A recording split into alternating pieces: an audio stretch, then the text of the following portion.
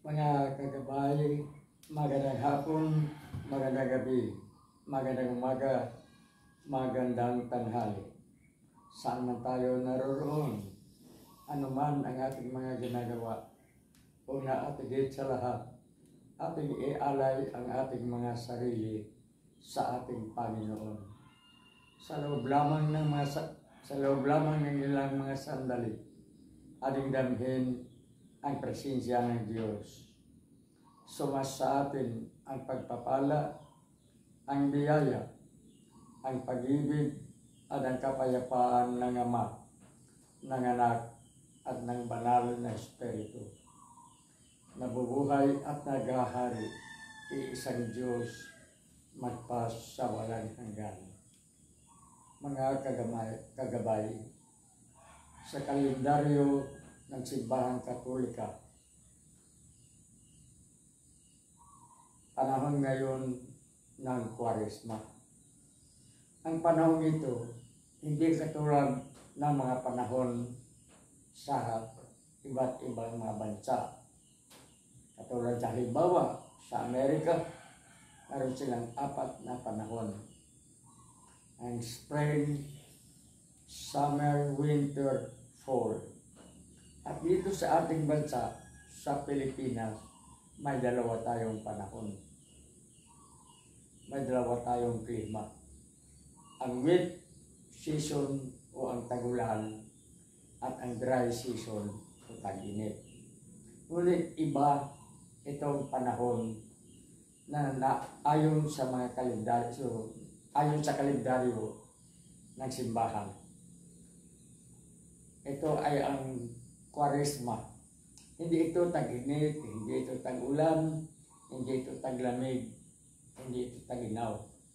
Ito ay panahon saan ginugunita ng mga Kristiyano, partikular na ng mga Katoliko, ang 4 na araw, 40 days, na paghahanda natin upang ating ipagdiwang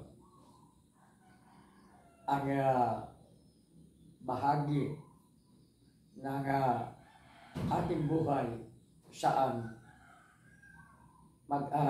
magaganap ang dakilang pangako ni Kristo na tayo ay kanyang isasama sa kaharian ng Ama sa langit, sa walang hanggang kaluwalhatian, saan makikihati tayo sa Diyos sa isang walang hanggang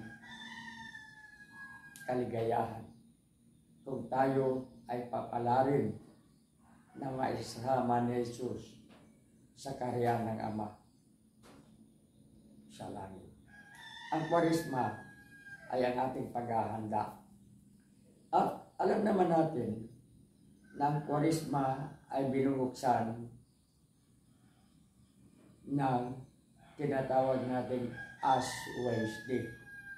Ang Miyerkules ng Abo, Ash Wednesday, saan tayong mga Katoliko o ang mga Kristiyano kung kasama man pupunta sa mga simbahan at lalagyan ng abo na cross sa noo at sasabihin ng pari,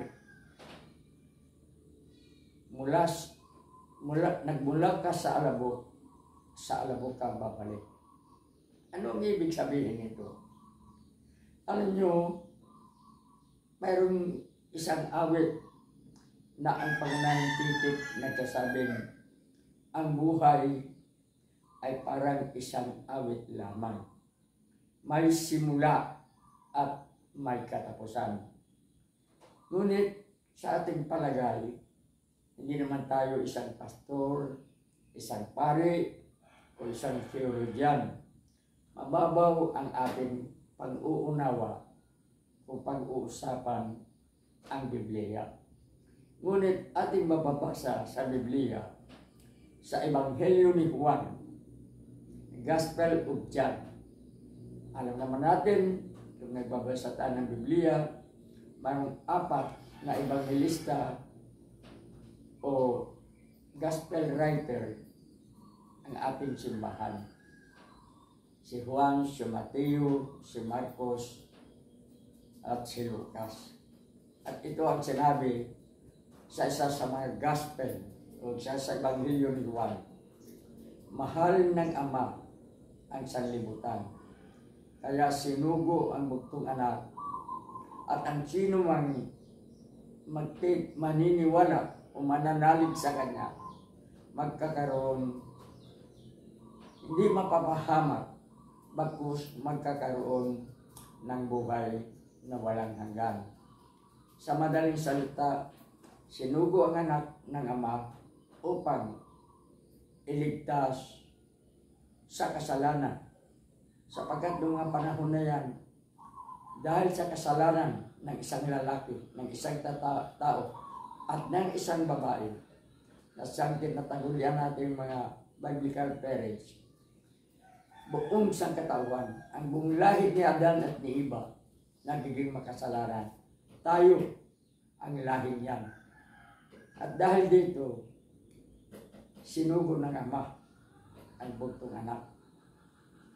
At ito, ginuguntan natin sa panahon ng Kwaresma. Saan? Sa panahon ito, bago lumutang o bago nagpakita tuluyan si Kristo sa publiko bilang ating Mesiyas, bilang ating tagapagligtas, nauna muna si Juan Bautista. Kaya Juan Bautista, sapagkat ito ang nagbinyag kay Jesus. Saint John the Baptist. At batay nga sa kasaysayan, sa pagkatao ni Jesus, magkamag-anak, magpinsan sila ni Juan Bautista, dahil si Juan Bautista, anak ni Elizabeth, na pinsan naman ni Maria, na siya namang napiling magiging ina ng Diyos. At ang nagiging sigaw nga dito ni Juan Bautista sa mga tao, ang kanyang panawagan, magbabago, magsisisi at magbabago na kayo, sapagkat dumating na ang kaharian. Na ang kanyang tinutukoy ay ang paglabas ni Jesus upang isakatuparan ang kagustuhan ng Ama, ang ating kaligtasan. Saan ipinangako ni Jesus sa kanyang mga disipulo bago siya umakyat sa langit,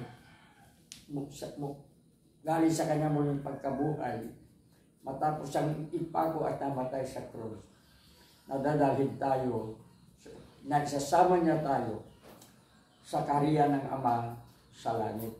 Sinabi ni Jesus sa kanyang mga alagad, sa mga unang Kristiyano, at tayo ang mga tagasunod ng mga Kristiyano niyan, na aalis ako, hindi upang kayo ay magiging ulila, kung hindi upang ipaghahanda ko kayo ng inyong silid sa kaharian ng Ama.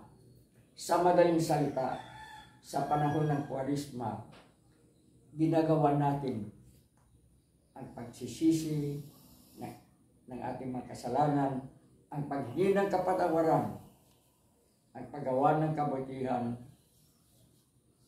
pagiging mga anak, ang magiging tunay ng mga anak ng Diyos, at balang araw, kasama tayo ni Jesus sa kanyang pangalawang pagdating sa mundo, sa kaharian ng ating Ama, ng Panginoon sa langit.